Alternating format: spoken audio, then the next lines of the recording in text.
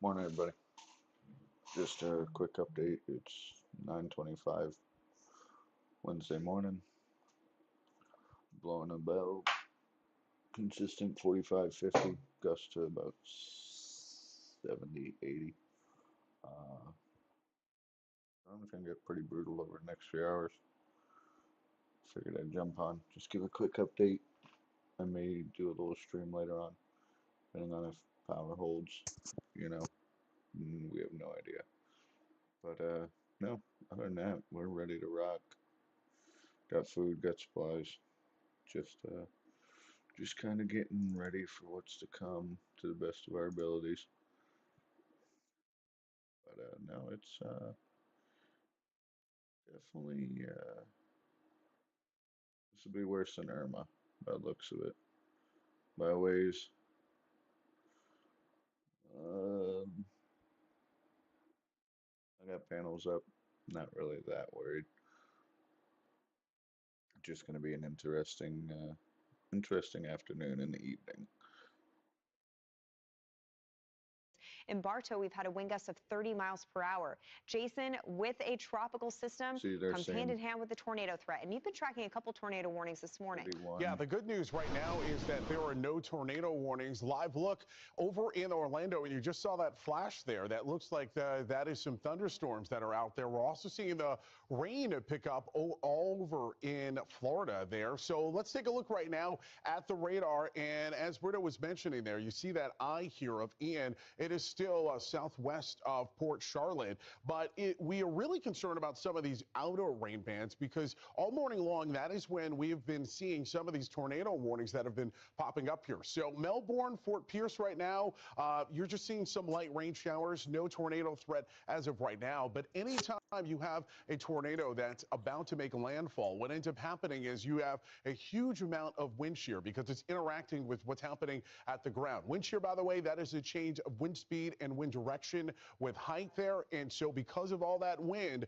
that ends up blowing across there, that's why you could end up getting just a real quick spin up here.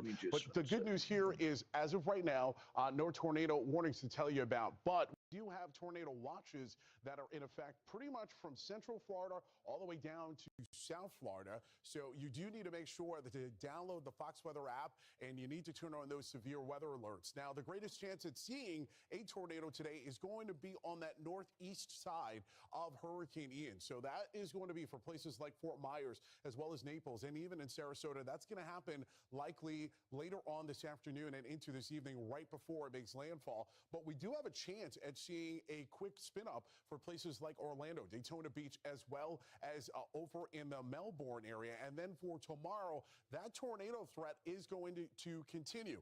Now, so far, we've seen that tornado watch. It is up until 5 o'clock today, but I do anticipate that tornado watch is going to be extended into tomorrow here. So please make sure that once that tornado watch has been issued for your area, that you consider what's going to be happening and make sure to review your tornado safety plan. You always want to make sure to get inside of a room that doesn't have any windows. Don't forget about that helmet. Figure out a way to protect your head because, Britta, you and I know that even with an EF0 tornado, you could still have a whole lot of damage.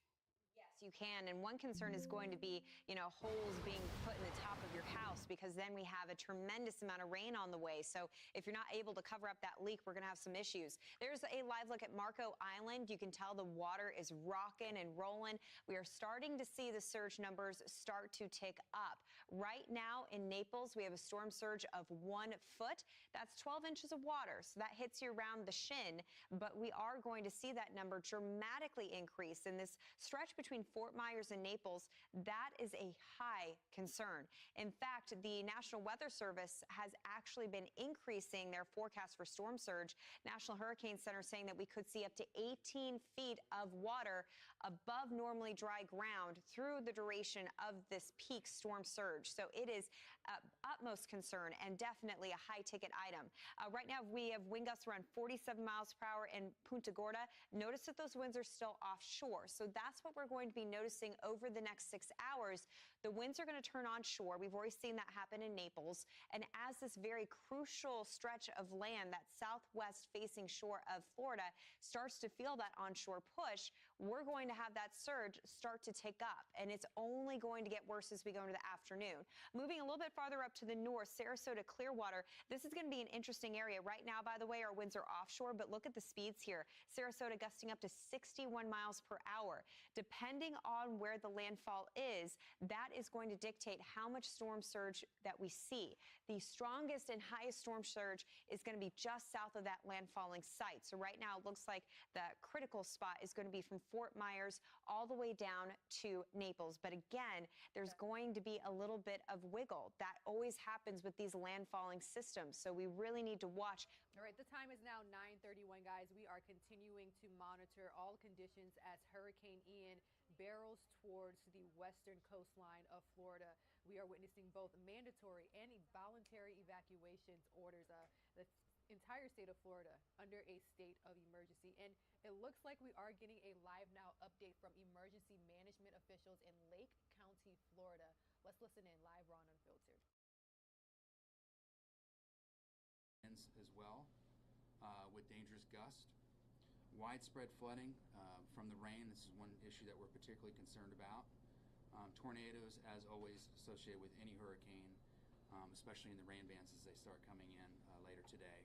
We are now transitioning into the impact phase of the event here literally within the next few hours. The winds are forecasted to arrive in Lake County between 2 and 4 p.m. today. The Emergency Operations Center is at level 1. Full activation is full activation, and we are conducting 24-hour operations. Sandbag operations, because of that flooding issue, have been ongoing and will continue at all 6 locations throughout the county until noon today. As of today, 15 shelter locations are open throughout Lake County.